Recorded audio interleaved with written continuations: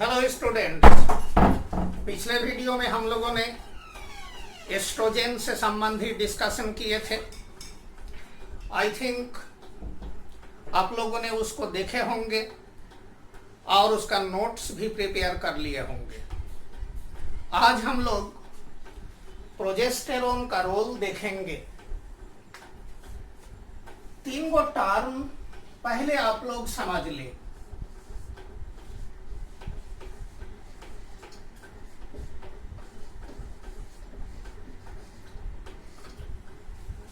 Progesterone,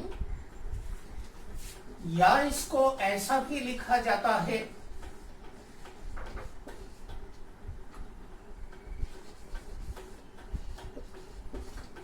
progesterone, या simply इसको लिख देते हैं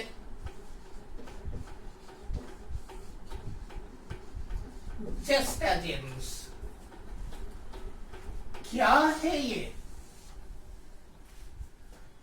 तो देखिए, ये जैसे हम लोगों ने देखे थे एंड्रोजन,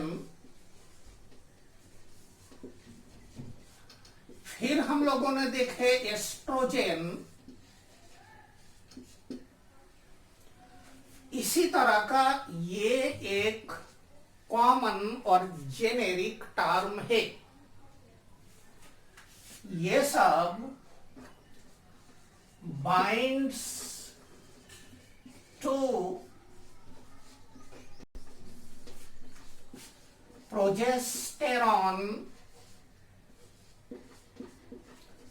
रिसेप्टर।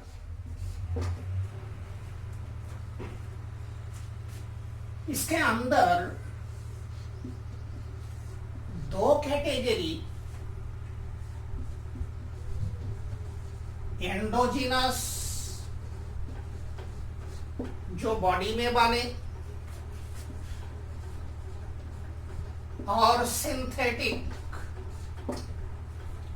जो लैब में बनाया जाता है। एंडोजिनस में progesterone, that is the most potent, most powerful.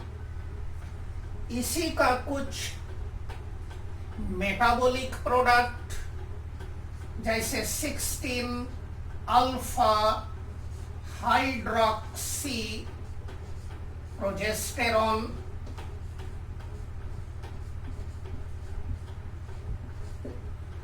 जैसे 17 अल्फा हाइड्रोक्सी प्रोजेस्टेरॉन। लेकिन ये हुआ मोस्ट पावरफुल। सिंथेटिक को बोला जाता है progestins. Synthetic progestogens are called progestin. इसका एक एग्जांपल अगर आपको दे, मेडरॉक्सी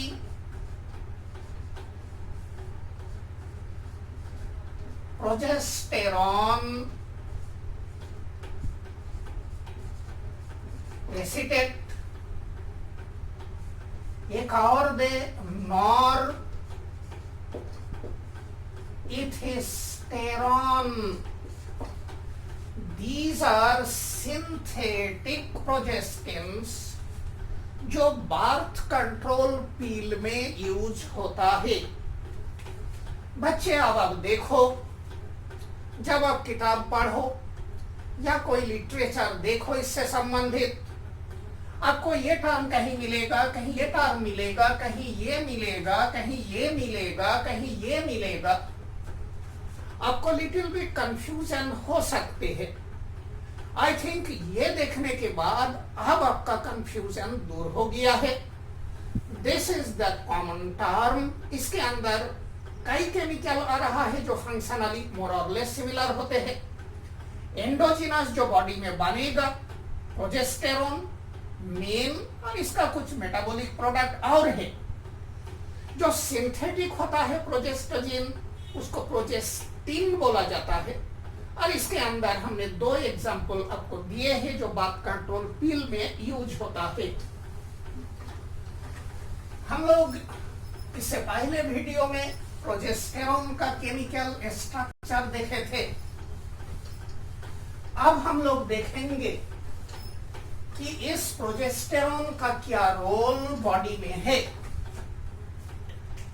हमें एक फिगर रिकॉल करना होगा।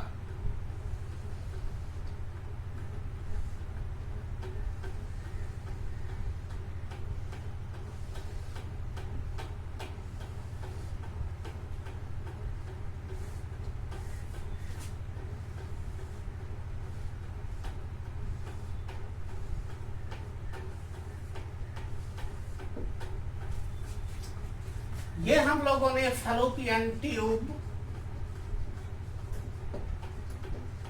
देखे थे। ये यूट्रस, सर्विक्स, वैजाइना,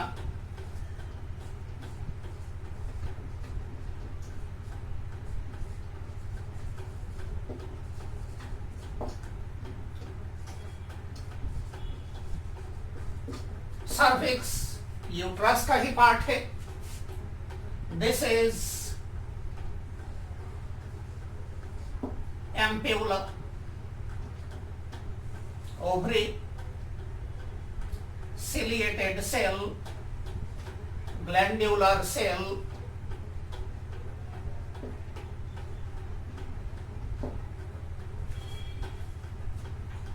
क्या रोल है प्रोजेस्टेरॉन का?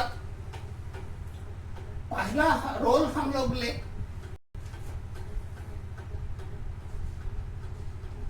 On the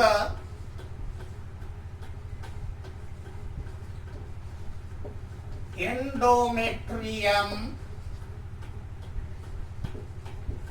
and fallopian tube। आप लोग रिकॉल करें जो हम लोगों ने पिछले वीडियो में डिस्कस किए थे। आपको बोले थे कि एस्ट्रोजन का काम फीमेल रिप्रोडक्टिव ट्रैक्ट को प्रिपेयर कर देना फॉर फर्टिलाइजेशन। फर्टिलाइजेशन के बाद का एक्टिविटीज को कंट्रोल कर रहा है प्रोजेस्टेरॉन, और किस तरह से करेगा ये अब आप देखें। यहां है आपका ओवम, स्पर्म यहां। रिकॉल करें, यहां जो म्यूकस इसको डाइल्यूट और स्ट्रेची कर दिए है आपका एस्ट्रोजन। स्पर्म यूट्रस के अंदर आएगा, बहुत सारे चेंजेज आएगा स्पर्म में, हम लोग देखेंगे रिप्रोडक्टिव सिस्टम में। ये स्पर्म आ गया, फर्टिलाइजेशन हुआ, यहां बनेगा जाइगोट,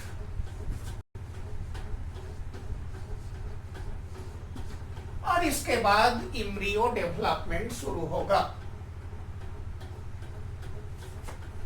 प्रोजेस्टेरॉन सिक्रीटरी एक्टिविटीज को बढ़ा देता है फैलोपियन ट्यूब में। ये जो सिलिया है, इस सिलिया का मूवमेंट को और इंक्रीज करेगा। क्यों ऐसा हुआ? बच्चे जाइगोट बनने के बाद इम्ब्रियोजेनेसिस का प्रोसेस शुरू होगा। ये जो इम्ब्रियो बनने का प्रोसेस शुरू हुआ है, इस इम्ब्रियो को यहां से आना है यूट्रस के अंदर। तकरीबन 4 दिन लगता है आने में आफ्टर फर्टिलाइजेशन। अब आप सोचे कि ये यहां से कैसे आएगा?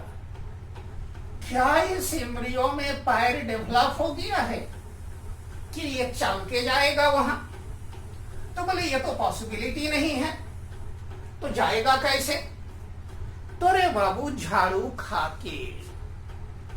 अगर हम लोग लाफिंगली थोड़ा बोले तो जितने ह्यूमन है सब झाड़ू खोर है।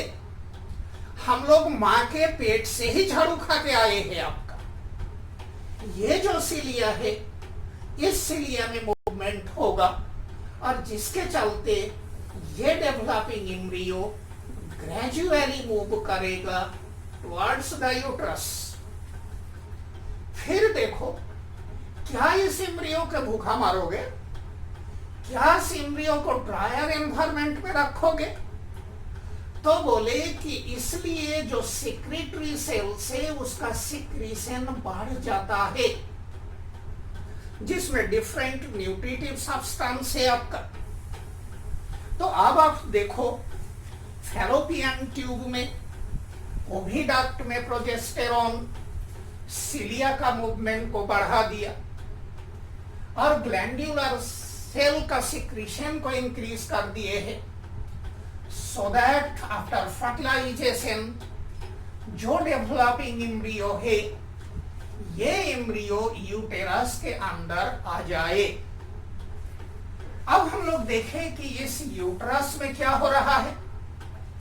रिकॉल करें, पिछले वीडियो में हम लोगों ने डिस्कस किए थे कि यूट्रस का जो एंडोमेट्रियम है, इसका थिकनेस को इंक्रीज कर दिए है एस्ट्रोजन।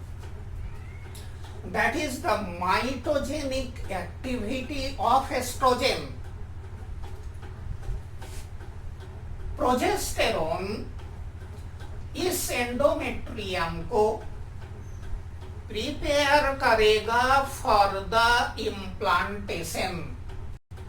इम्प्लांटेशन मीन्स ये जो एम्ब्रियो यूट्रस के अंदर आया है, डेवलपिंग एम्ब्रायो, इस एम्ब्रायो में योक नहीं है, रिजर्व फूड नहीं है, ये यहाँ 9 महीना तक रहेगा। इसको न्यूट्रिएंट्स चाहिए, इससे जो लंग्स बनेगा वो काम नहीं करेगा, इसका ऑक्सीजनेशन चाहिए, इसका जो मेटाबॉलिक वेस्ट होगा उसको बाहर निकालना है। इसलिए ये डेवलपिंग एम्ब्रायो यूटेराइन वॉल के साथ अटैच होता है। That is called implantation. Implantation एक काफी कॉम्प्लेक्स प्रोसेस होता है आपका। इस एंडोमेट्रियम को इम्प्लांटेशन के लिए प्रिपेयर करेगा प्रोजेस्टेरॉन। क्या करते हैं, इसका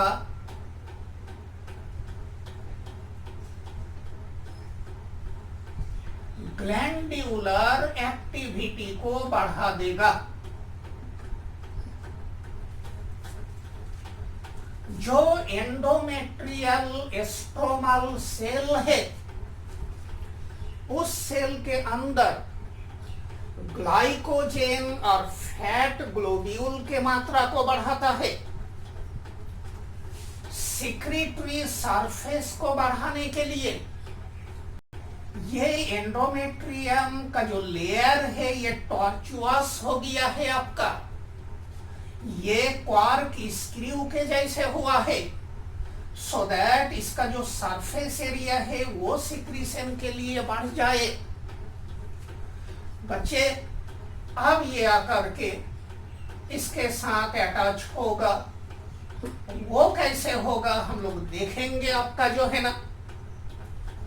फिर आप देखो, यहां से जो फ्लूइड सिक्रीट होगा, इस फ्लूइड को यूटेराइन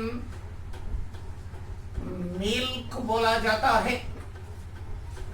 इस फ्लूइड में nutritive substance, cytokines and some other factors present होता है। अब आप एक पॉइंट यहां देखो, इस यूटेराइन वॉल में स्मूथ मसल है, जो हम लोग पिछले लेक्चर में देखे थे। हमने आपको बोले थे कि एस्ट्रोजन इस स्मूथ मसल में माइल्ड कॉन्ट्रैक्शन करा देता है। इस कॉन्ट्रैक्शन को रोकना होगा। अगर इसको नहीं रोका गया है तो ये इम्प्लांटेशन नहीं होगा। अगर इम्प्लांटेशन हो गया है तो यहां टिकेगा नहीं, ये एबॉर्ट हो जाएगा। प्रोजेस्टेरोन इस स्मूथ मसल के कॉन्ट्रैक्शन को रोक देता है। बच्चे, अब यहां एक पॉइंट और हम लोग डिस्कस करें और इस पॉइंट को सुनो, देखो, समझो। मान लीजिए कि किसी का किडनी खराब हो गया है, तो एक मैचिंग डोनर का किडनी का ट्रांसप्लांटेशन हुआ। बॉडी इस किडनी को फॉरेन बॉडी समझता है और इस किडनी का रिजेक्शन शुरू करेगा। बॉडी इसको एक्सेप्ट नहीं करेगा, क्योंकि जेनेटिकली यह ट्रांसप्लांटेड किडनी और जो रिसिपिएंट है इसका बॉडी डिफर करता है, जिसके चलते इसका रिजेक्शन शुरू होगा। अब देखो तो ये जो यहां डेवलपिंग एम्ब्रायो है, क्या ये एम्ब्रायो इस मदर के जो टिश्यू है, यूटेराइन टिश्यू, इसके साथ जेनेटिकली आइडेंटिकल है? तो बोले नहीं है। ऑफ कोर्स 50% क्रोमोसोम जो है इसका डीएनए वो मां के डीएनए से मिलेगा, लेकिन 50% फादर का है, इसलिए ये मां के टिश्यू के साथ जेनेटिकली आइडेंटिकल नहीं है। तो फिर इसका रिजेक्शन क्यों नहीं होता है? क्या कारण है कि the fetus or the embryo, which is genetically different from mother tissue, even then there is no rejection? I think आपको क्वेश्चन फैक्ट का ग्रेविटी समझ में आया है। बच्चे, here comes the role of progesterone.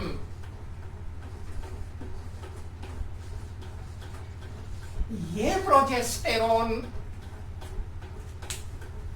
Endometrium का जो इम्यून रेस्पॉन्स है उसको रिड्यूस कर देता है, जिसके चलते रिजेक्शन नहीं होता है।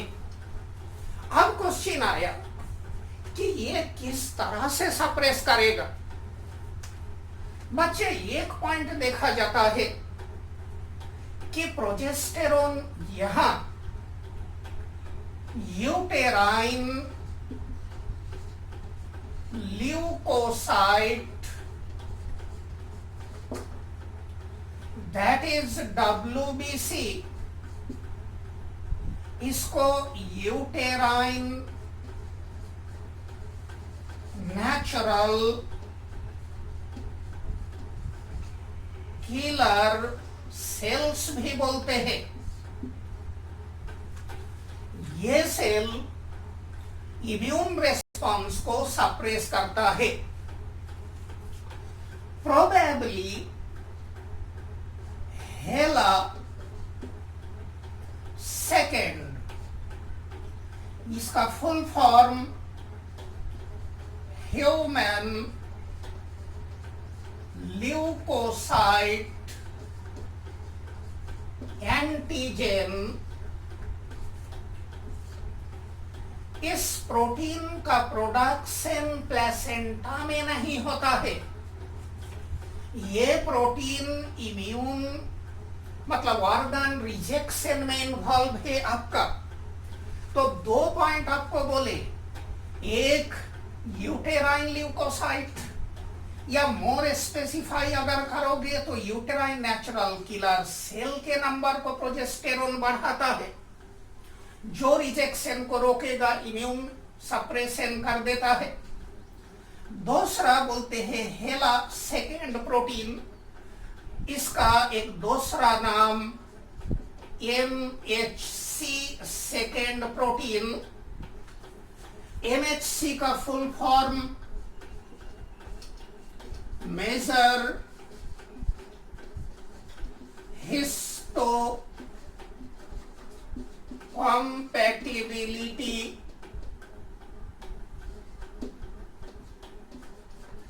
कॉम्प्लेक्स। ह्यूमन के केस में हेला टर्म यूज किया जाता है। बच्चे, मैं रिपीट करूं, फैलोपियन ट्यूब में ग्लैंड्यूलर सेल के सिक्रीशन को बढ़ाएगा। जो सिलिया है, इस सिलिया का मूवमेंट को बढ़ाते हैं सो दैट डेवलपिंग एम्ब्रियो आसानी से यूट्रस में आ जाए। जो एंडोमेट्रियम का थिकनिंग कर दिए थे आपका एस्ट्रोजन, इस प्राइम्ड एंडोमेट्रियम का जो ग्लैंड्यूलर एक्टिविटी है, जो इसका सिक्रीशन का कैपेसिटी है, उसको एनहांस कर देते हैं आपका प्रोजेस्टेरोन। ये एंडोमेट्रियम टॉर्चुअस हो गया है, दैट इज कॉर्क स्क्रू के जैसे हुआ है। इसका सरफेस एरिया बढ़ गया है। यहाँ जो एंडोमेट्रियल स्ट्रोमल सेल है, इसके अंदर ग्लाइकोजन और फैट बॉडी के मात्रा बढ़ गया है। आर्टरी के मात्रा यहाँ इंक्रीज होगा आपका।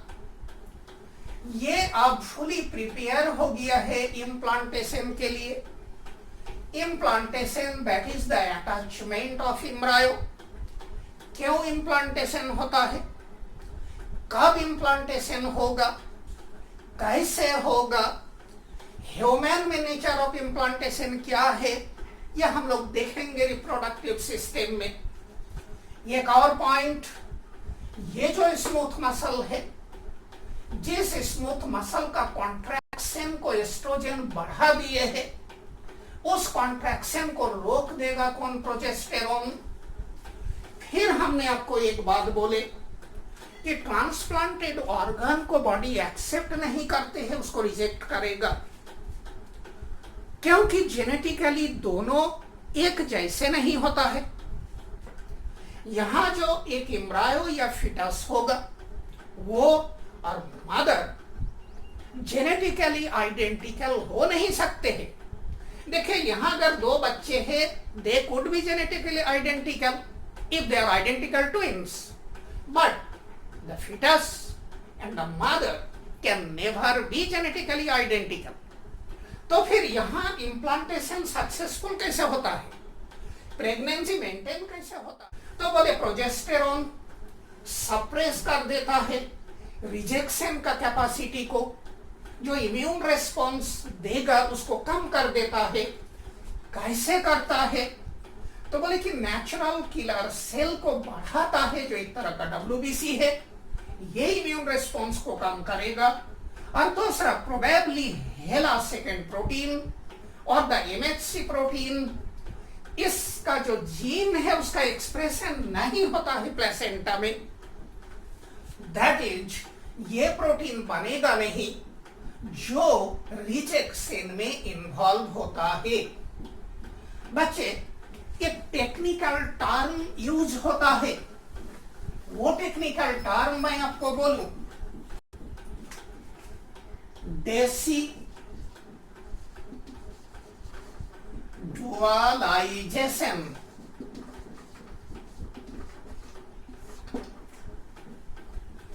इस एंडोमेट्रियम में प्रोजेस्टेरोन जितने चेंजेस लाएगा for the implantation, that process is collectively called डेसिडुअलाइजेशन।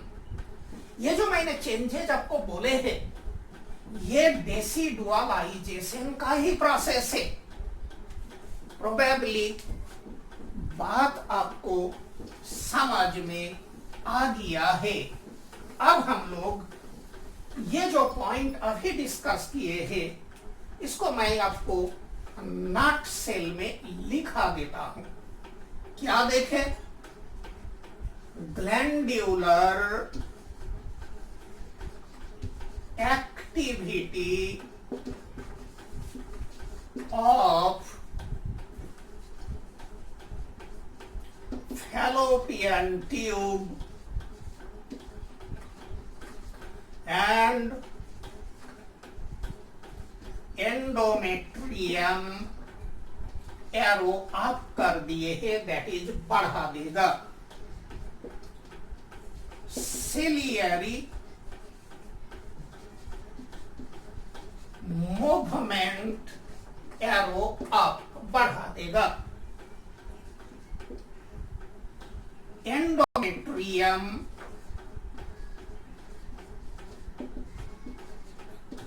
becomes tortuous to increase secretory surface area। फिर क्या देखा हम लोगों ने? Glycogen and fat globule increase in the endometrial stromal cells। फिर क्या देखे?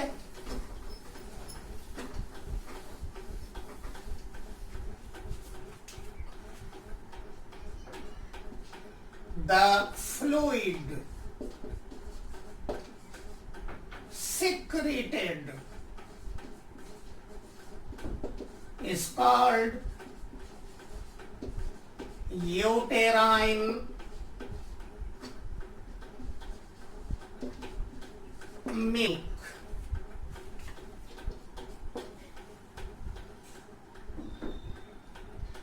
Movement of uterine muscle inhibited। It is necessary for the implantation and maintenance of pregnancy।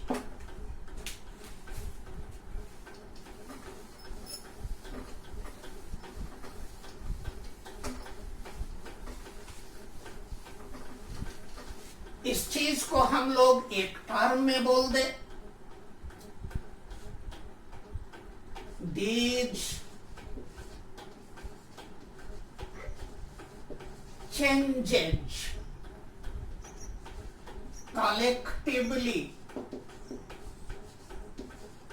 called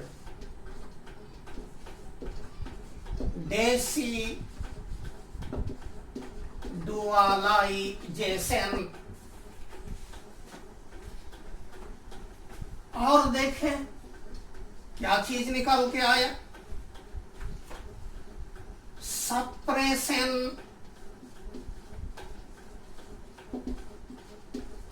of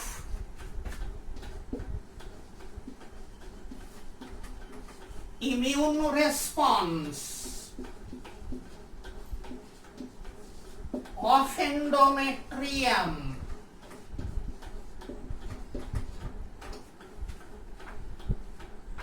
for the rejection of fetus। कैसे? It is through increasing uterine leukocyte and probably inhibiting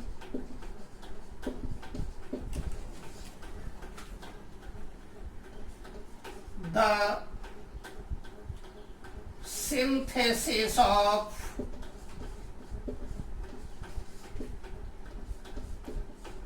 HeLa second protein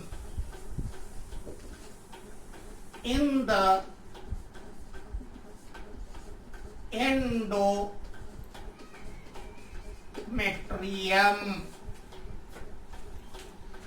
बच्चे, अब हम लोग देखें कि progesterone का क्या कोई रोल सर्विक्स में है। तो थोड़ा देखो तो, एस्ट्रोजेन सर्वाइकल म्यूकस को डाइल्यूट स्ट्रेची करके रास्ता खोल दिए कि स्पर्म चला गया अंदर। अब अगर इस रास्ते को ऐसा ही छोड़ दिया जाए और सपोज दैट ओव्यूलेशन हो गया है, जो कि रेयर फेनोमेना है, तो फिर स्पर्म घुस जाएगा, फर्टिलाइजेशन हो जाएगा, एक बच्चा है, दूसरा बच्चा इंप्लांट हो गया, तीसरा इंप्लांट हो गया, तब तो मुश्किल है। क्या करो? बंद करो इसको। कैसे बंद करो? तो जो म्यूकस डाइल्यूटेड फॉर्म में था, प्रोजेस्टेरोन इस म्यूकस को काफी थिक कर देता है, जिसके चलते ये रास्ते बंद हो जाएगा। तो क्या देखे अगला पॉइंट हम लोगों ने? Progesterone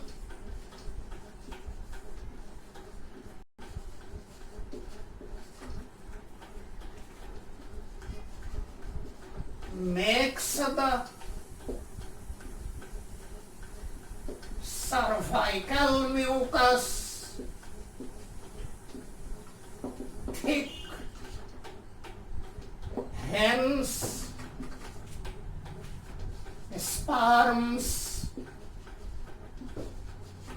cannot enter into uterus. Clear हो गया है बात? अब हम लोग देखें कि क्या प्रोजेस्टेरोन का कोई रोल इस वेजाइना के ऊपर। तो रे बच्चा, जो वेजाइनल इपिथेलियम है उसका थिकनेस को तो इंक्रीज नहीं करेगा या नेग्लिजिबल, लेकिन इस सेल के अंदर ग्लाइकोजेन के मात्रा को बढ़ाता है। तो क्या हम लोगों ने देख लिए हैं? Increases the glycogen content in the vaginal epithelial cells। अब हम लोग प्रोजेस्टेरोन का इफेक्ट देखेंगे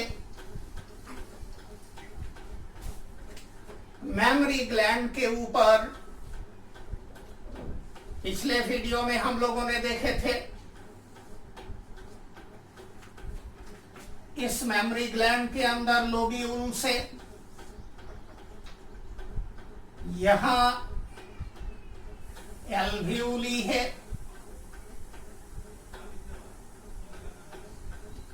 डक्ट्युलर सिस्टम है,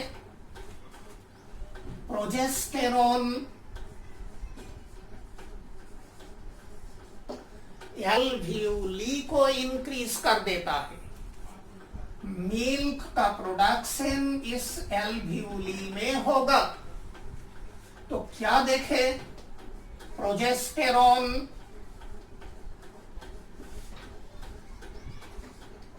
increases the alveoli in the mammary gland.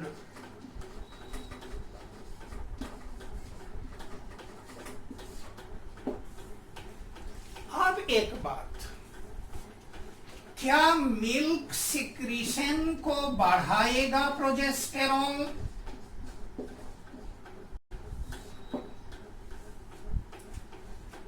तो यहां तो एक प्रॉब्लम आ गया बाबू। एनसीईआरटी अगर देखोगे तो इसमें लिखा हुआ है कि एल्वियोली के साथ साथ मिल्क सिक्रीशन को स्टिमुलेट करता है प्रोजेस्टेरॉन। एक्चुअली में मिल्क सिक्रीशन को प्रोजेस्टेरॉन इनहिबिट करता है।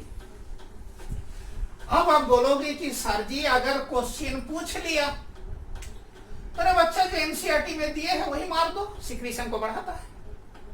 लेकिन एक्चुअल जो है बच्चा में यह सिक्रीशन को कम करता है। तो जो सही फैक्ट है मैं वही आपको दूंगा। क्या है? Inhibits milk secretion. ये काम प्रोलैक्टिन का है, लेकिन मैं लिख दूं in NCERT increases milk secretion.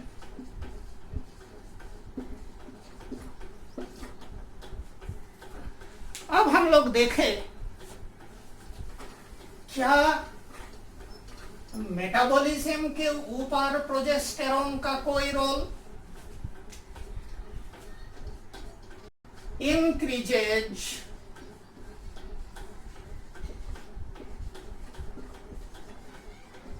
Metabolic activity.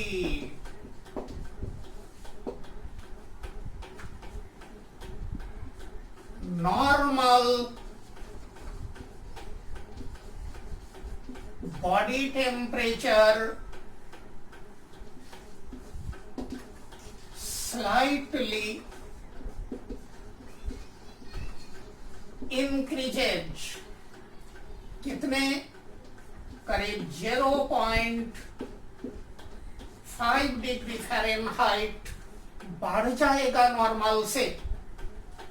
Apatite, food intake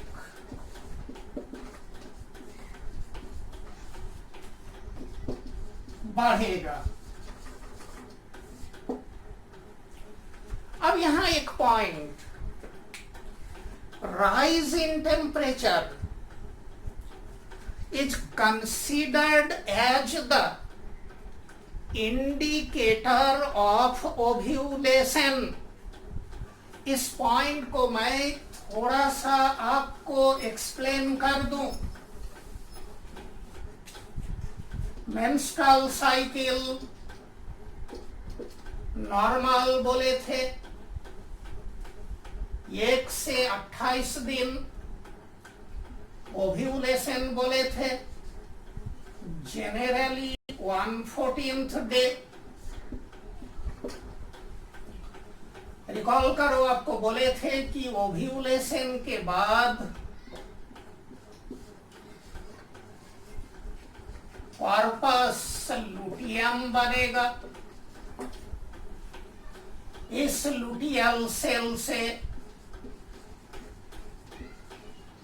progesterone आएगा प्लेसेंटा विसोर से। यह प्रोजेस्टेरॉन मेटाबॉलिक एक्टिविटी को बढ़ाता है।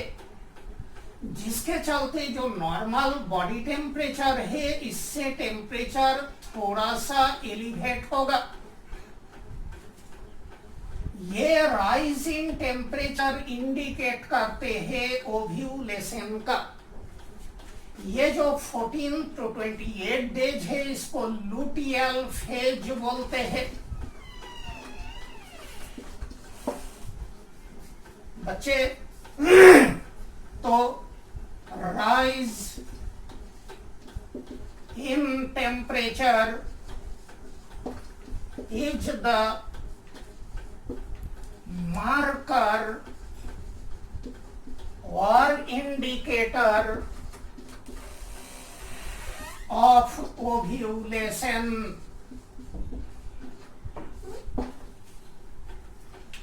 अब हम लोग देखें क्या बॉडी सॉल्ट के ऊपर प्रोजेस्टेरोन का कोई इफेक्ट। तो जब ये स्टेरॉइड हार्मोन है डीसीटी में प्रोजेस्टेरोन सोडियम का रिटेंशन कराएगा तो पैसिवली इसका भाई भी आएगा क्लोराइड। तो सोडियम और क्लोराइड का रिटेंशन बॉडी में बढ़ता है तो बॉडी फ्लूइड इंक्रीज होगा। Increases the retention of sodium and chloride, hence body fluid increase होगा। अब मैं यहाँ एक क्वेश्चन डिस्कस करूंगा आपसे, समझने का कोशिश करो। आपको अगर मैं दो कंडीशन दे दूं, ये दो फीमेल है XY, इसमें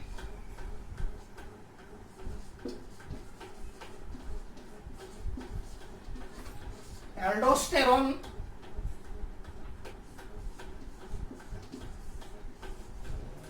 प्रोजेस्टेरोन, इसमें भी एल्डोस्टेरोन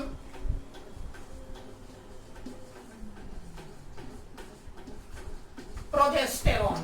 क्वेश्चन को समझने का कोशिश करो। दोनों में एल्डोस्टेरोन का लेवल बराबर है, प्रोजेस्टेरोन के लेवल इसमें ज्यादा है, इसमें कम। अब आपसे पूछे कि NaCl के मात्रा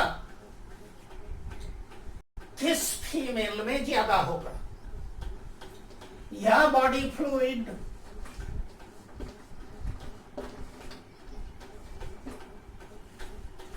इस फीमेल में ज्यादा होंगे ना इस फीमेल में? क्या आंसर करोगे? तो ऑफकोर्स आप बोलोगे कि सर जी एल्डोस्टेरोन बराबर है, प्रोजेस्टेरोन इसमें ज्यादा है, ये सॉल्ट रिटेन कराएगा, तो ये जो फीमेल है इस फीमेल में इसके मात्रा ज्यादा होगा, तो आपका आंसर गलत हो जाएगा। तो आप बोलोगे सर जी अभी तो आपने समझाए हैं कि ये भी रिटर्न करेगा, ये तो करता ही है आपका, तो इसमें ना ज्यादा होना चाहिए। तो बोले ना इसमें कम होगा, इसमें ज्यादा होगा। तो क्या है रे बच्चा, सॉल्ट एंड बॉडी फ्लूइड इसमें ज्यादा होंगे इसके कंपैरिजन में। तो अब आप मैकेनिज्म समझ लो कि ऐसा क्यों है। ये है आपका सेल डीसीटी में principal cell of DCT, that is distal convoluted tubule, kidney में है। इतना तो बेसिक आइडिया है सबको। क्योंकि एल्डोस्टेरोन भी स्टेरॉइड हार्मोन, प्रोजेस्टेरोन भी स्टेरॉइड हार्मोन, दोनों का रिसेप्टर साइटोप्लाज्मिक।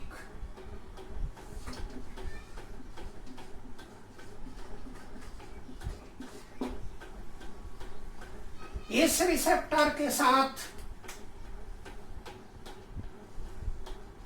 एल्डोस्टेरोन भी बाइंड करेगा और इस रिसेप्टर के साथ प्रोजेस्टेरोन भी बाइंड करेगा, दोनों का रिसेप्टर सेम। अब दोनों में टग ऑफ वार शुरू होगा, म्यूजिकल चेयर शुरू होगा। कौन बैठे? जो बैठ गया वो काम करेगा। अब देखो, एल्डोस्टेरोन काफी ज्यादा पोटेंट है प्रोजेस्टेरोन के कंपैरिजन में। ये जितना सॉल्ट रिटेन कराएगा, प्रोजेस्टेरोन उसके कंपैरिजन में नेग्लिजिबल है।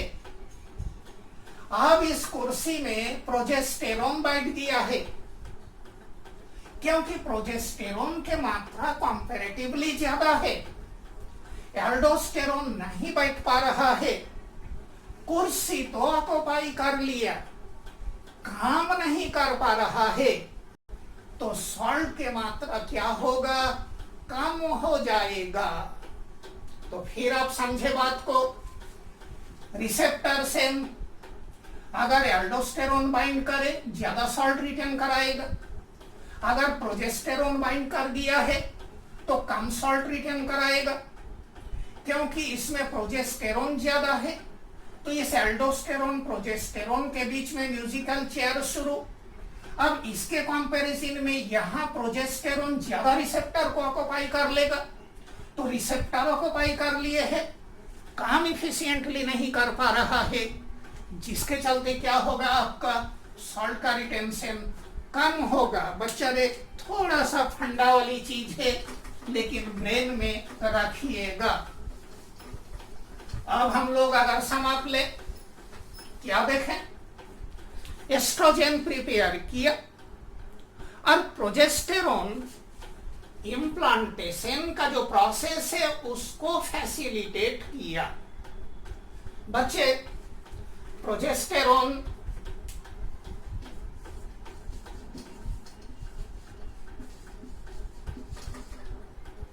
का सोर्स एक कॉर्पस लुटियम, एक प्लेसेंटा, ये हम लोग डील करेंगे। That's all.